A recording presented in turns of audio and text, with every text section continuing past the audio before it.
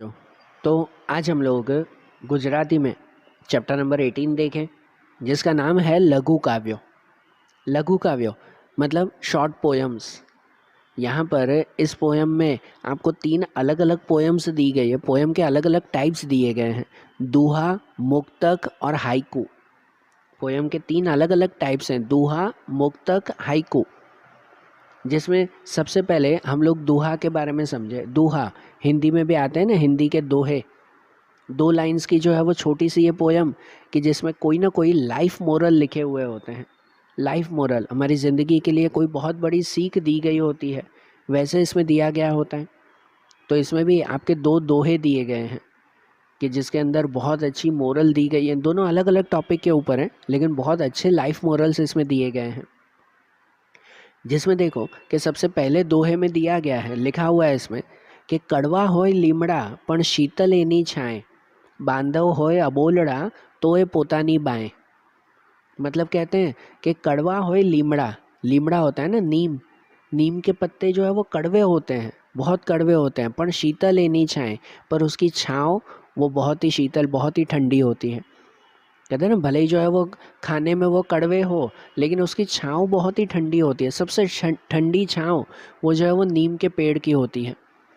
और दूसरा भी हमें पता है कि भाई भले ही जो है वो खाने में कड़वे हैं, लेकिन पता है शरीर को सबसे ज़्यादा फ़ायदा वो ये नीम के पत्ते ही देते हैं।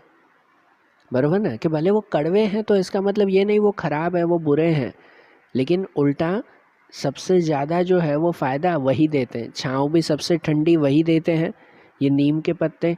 और जो है वो क्या कह सकते हैं कि हमारे शरीर को फ़ायदा भी सबसे ज़्यादा जैसे वही देते हैं। तो इसलिए वो कह रहे हैं ना कि कड़वा होय लीमड़ा पण शीतल एनी छाए। उसी तरह से वो एग्जाम्पल दे रहे हैं कि बांधव होय अबोलड़ा तोय पोतानी बाएं। बांधव, बांधव मतलब कहते हैं कि रिश्तेदार, अपने लोग, अपने रिश्तेदार, भाई बहन, जो भी हमारे घर वाले हो, रिश्तेदार हो। बांधव होय अबोलड़ा, अबोलड़ा मतलब कि भले उनसे बातचीत ना होती हो, कि भले वो थोड़े ही जो है क्या कह सकते हैं, जो एग्जाम्पल इसमें दिया हुआ नीम के पत्तों की तरह कड़वे हो। कहते हैं ना, कितनी बार होता है कि हमारे रिश्तेदारों के साथ ही नहीं बनती। बरोबर ना, रिश्तेदारों के साथ ही नहीं बनती, कितनी बार अनबन हो जाती है, बातचीत बंद हो जाती है। लेकिन उसके लिए कह रहे हैं ना कि बांधव होय अबोलड़ा तोय पोतानी बाएं। तोय पोतानी बाएं मतलब कि फिर भी वो हमारे पास ही रहते हैं। पास ही रहने का मतलब कि जब मुसीबत आती है ना, तो सबसे पहले वही हमारे साथ होते हैं। बराबर, रिश्तेदारों में हमारे भारत में तो खास ये कल्चर है हमारा कि भले ही होता है, कितनी बार इतना बड़ा परिवार होता है, रिश्तेदार होते हैं कि भाई जो है वो अंकल के जो है वो परिवार अलग, आंटी के परिवार अलग, उनके परिवार अलग, काफ़ी बड़ा परिवार हो जाता है हमारे भारत में। होता है ना ऐसा। और कितनी बार ऐसा होता है कि परिवार वालों के साथ ही अनबन हो जाती है, कितनी बार बातचीत बंद हो जाती है और कुछ प्रॉब्लम हो जाती है। लेकिन फिर भी घर में जब मुसीबत आती है ना, कुछ भी सुख दुख का समय आता है ना, तब सबसे पहले ये रिश्तेदार ही हमारे पास आते हैं। बराबर ना, इसलिए जो है वो इनको उस नीम के पत्तों की तरह, नीम के पेड़ की तरह जो है वो समझाया हुआ है कि कड़वा होए लीमड़ा पण शीतल एनी छाए। कि वो नीम के पत्ते भले ही जो है वो कड़वे होते हैं, लेकिन उसकी छाँव बहुत ही शीतल होती है, बहुत ही ठंडी होती है। उसी तरह से बांधव हो या बोलड़ा तोय पोतानी बाएं। उसी तरह से रिश्तेदार, हमारे साथी, भले ही जो है वो उनसे बातचीत बंद हो या भले ही उस नीम की तरह वो कड़वे हो, तोय पोतानी बाएं, पर फिर भी मुसीबत आने पर, समय आने पर वही सबसे पहले हमारे साथ होते हैं। सही बात है ना ये, बराबर। और ऐसे ही दूसरा दोहा दिया हुआ है, पहले जो रिश्तेदारों के बारे में बताया, और दूसरा एक दोहा दिया हुआ है अलग टॉपिक के ऊपर, जिसमें लिखा हुआ है कि जे जन पामे पूर्णता ते कदी न फूलाए, पूरो घट छलकाए नहीं अधूरो घट छलकाए। कहते हैं जे जन पामे पूर्णता, जे जन, जन मतलब इंसान, भाई जिस जो इंसान पूर्णता, पूर्णता मतलब जिसके पास पूरी नॉलेज होती है ना, पूरा ज्ञान होता है, पूरी नॉलेज हो, ते कदी ना फूला है, वो कभी भी फूलाता नहीं। फूलाता मतलब घमंड नहीं करता, वो अपनी नॉलेज का दिखावा नहीं करता। पूरो घट छलकाए नहीं अधूरो घट छलकाए, जिसका एग्जाम्पल घट के साथ दिया हुआ है। घट, घट मतलब के जो पॉट कहते हैं, जो मटका कहते हैं, पानी का मटका, पानी की गागर। कहते हैं पूरो घट छलकाए नहीं, पानी का वो पॉट, वो मटका जब पूरा भरा हुआ हो ना तो पानी छलकता नहीं है, बराबर ना। उसे ले जाते वक्त पानी नहीं छलकता, अधूरो घट छलका है। लेकिन अगर वो पॉट आधा भरा हुआ हो ना, फिर जो है वो उसे हाथ में लेके जाओ कहीं पे तो उसका पानी छलकता रहता है, उछलता रहता है। पूरे भरे हुए जो है वो पानी, पूरा भरा हुआ जो पॉट होता है उसका पानी कभी नहीं उछलता, आधा भरा हुआ पॉट का ही पानी उछलता है, बराबर ना। उसी तरह से कहते हैं जिसे पूरी नॉलेज नहीं होती ना, जिसे हाफ नॉलेज होती है, वही अपने नॉलेज का दिखावा करता रहता है। देखो मुझे तो ये भी आता है, मुझे तो ये भी पता है, भाई हम तो ये भी कर सकते हैं। वही अपना दिखावा करता रहता है, मैं करता रहता है, भाई मुझे ही सब कुछ आता है। जबकि जिसे रियल एजुकेशन, रियल नॉलेज होती है, जिसे सही ज्ञान होता है, वो कभी भी जो है वो अपना दिखावा नहीं करता। वो अपने ज्ञान का सही समय यूज़ करके बताता है, लेकिन कभी सबके सामने बोलता नहीं फिरता मुझे तो ये भी आता है, मैं तो ये भी कर सकता हूँ, मेरे तो ऐसा भी है मेरे लिए, बराबर।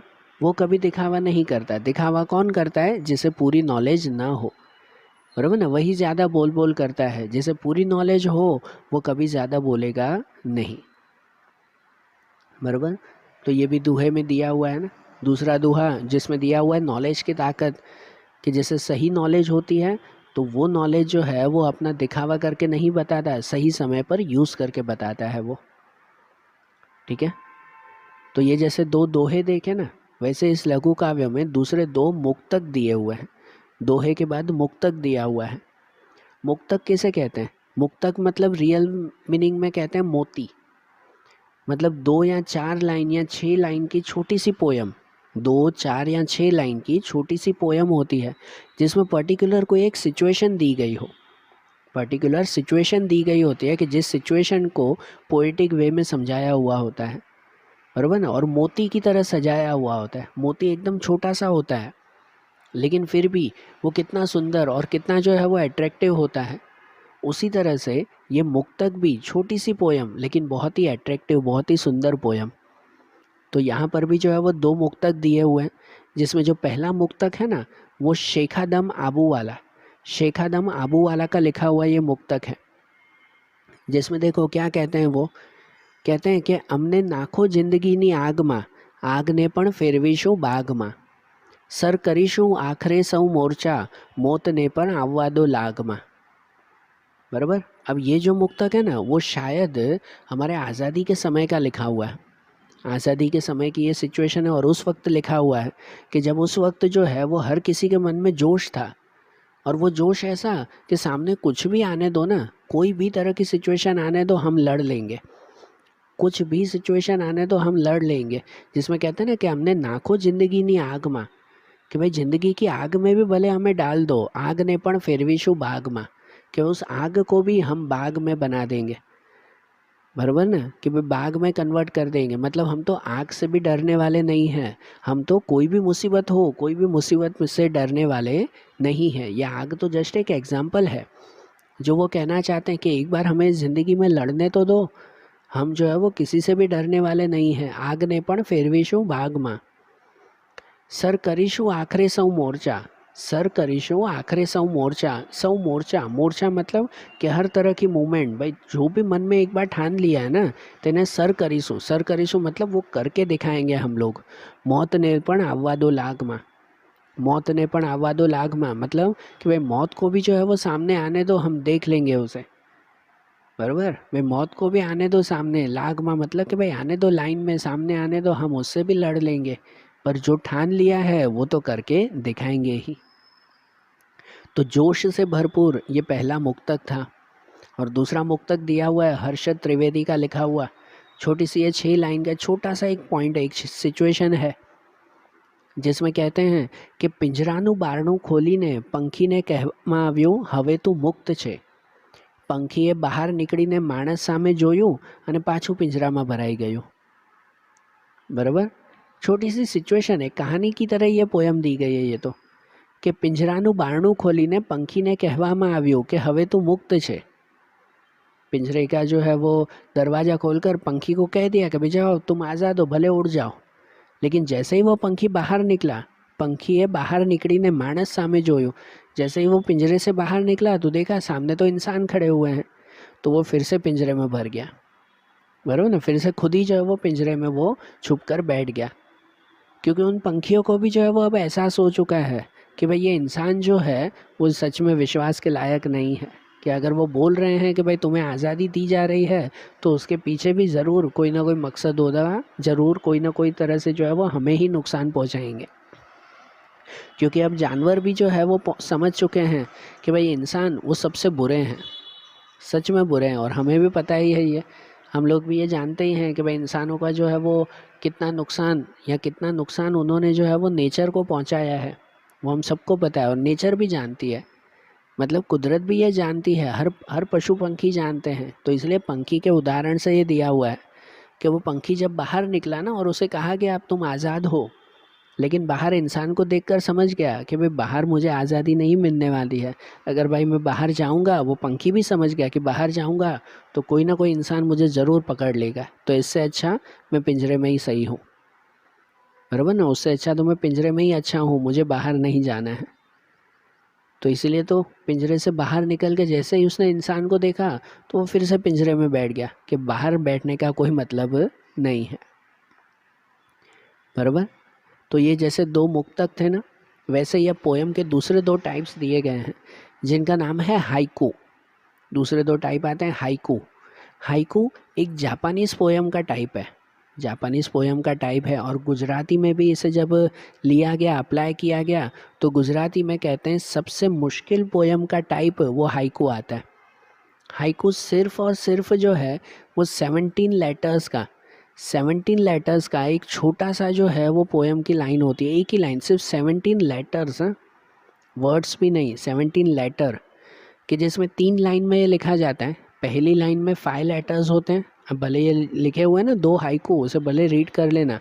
पहली लाइन में 5 लेटर्स होंगे, दूसरी लाइन में 7 लेटर्स, और तीसरी लाइन में फिर से 5 लेटर्स। ऐसे छोटा सा ये एक हाइकू लिखा जाता है, कि जिस हाइकू में आप सोचो सिर्फ 17 लेटर्स में, वर्ड्स भी नहीं है, वर्ड्स भी नहीं, कि जैसे लील लिखा हुआ है, लील, तो लील मतलब ली और ल, ये 2 लेटर्स हो गए। बराबर ना, लील ओढ़ी ने, जैसे पहले में लिखा हुआ ना लील ओढ़ी ने, तो लील ये 2 लेटर्स हो गए, ओढ़ी ने ये 3 लेटर्स हो गए, मतलब पहली लाइन में 5 लेटर्स, ये लेटर्स कहलाए, पूरे वर्ड्स भी नहीं, सिर्फ 17 लेटर्स में कोई तो पॉइंट बताना, कोई टॉपिक बताना, ये पोएम का सबसे मुश्किल टाइप कहलाता है, ये हाइकू। कि जहाँ पर ये 2 हाइकू दिए गए हैं, छोटा सा ही ना, 17 लेटर्स ही तो हैं, कि जिसमें मीनिंग समझे क्या दिया हुआ है।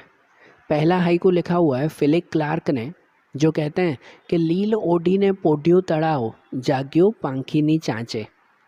देखो छोटी सी ये लाइन में पूरे नेचर को डिस्क्राइब कर दिया उन्होंने, बराबर ना, पूरे नेचर को डिस्क्राइब कर दिया। आप कभी जो है वो कोई क्या कह सकते हैं, तालाब होता है ना, कोई भी तालाब, कोई बगीचे में हो या कहीं पर भी, तो उस तालाब को जो है वो देखा है, वो नेचर का ये सीन वो बहुत सुंदर लगता है।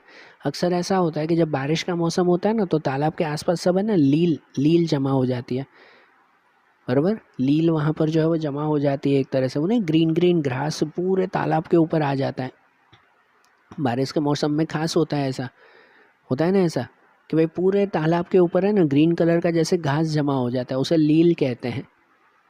बराबर, तो ये डिस्क्राइब कर रहे हैं कि भाई रात के समय पूरे दिन भले ही तालाब में हलचल हो, लेकिन रात के समय वो तालाब एकदम शांत होता है, कोई हलचल नहीं, कोई आसपास कोई जानवर नहीं होता, कुछ भी नहीं, एकदम शांत होता है, और पूरा तालाब, पानी नहीं दिखाई देता, पूरे तालाब के ऊपर क्या दिखाई देता है, लील दिखाई देती है, बराबर, वो घास दिखाई देता है पूरे तालाब के ऊपर। तो ऐसा लगता है कि जैसे तालाब जो है वो उस लील को पहन कर सो गया है, जैसे हम कंबल पहन के सो जाते हैं, वैसे ही जो है वो तालाब उस लील को पहन कर सो गया है।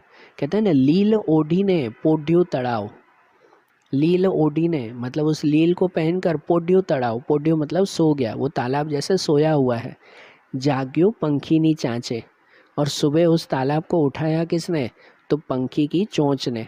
सुबह कोई जो है वो मस्त पंखी वहाँ तालाब के किनारे आया होगा वो पानी पीने के लिए, और उस पंखी ने जो है वो अपनी चोंच जैसे ही पानी में रखी, तो आपको भी पता है एकदम शांत पानी हो, फिर जरा सा उसमें हलचल हो ना, तो पूरे पानी में एक तरह की लहर बनने लगती है, वमड़ कहते हैं ना उसे, वमड़, जैसे कोई पत्थर फेंकते हैं तो पूरे पानी में लहर बन जाती है।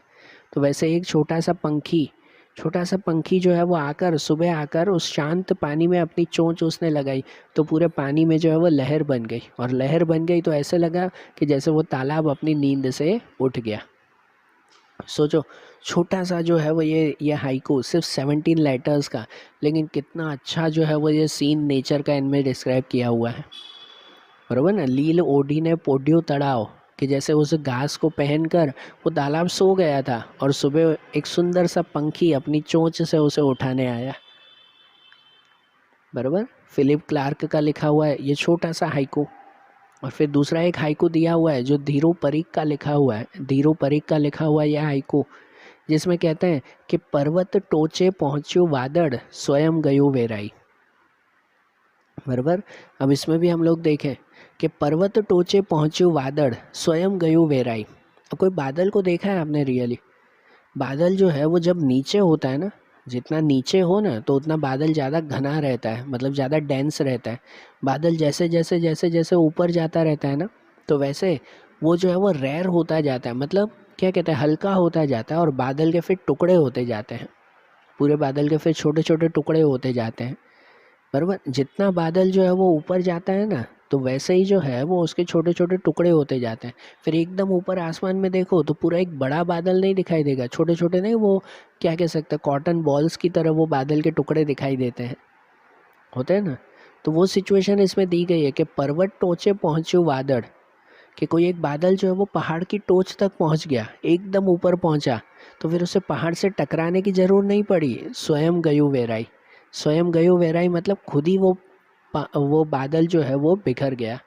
वेराई मतलब बिखर जाना, क्योंकि कोई भी बादल जब इतना ऊपर पहुंचता है तो वो खुद ब खुद बिखर जाता है, फिर पहाड़ से टकराने की भी ज़रूर नहीं।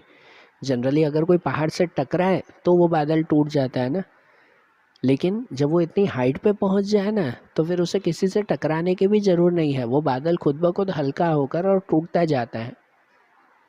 इसलिए कहा गया है पर्वत टोचे पहुँचो वादड़ स्वयं गयो वेराई।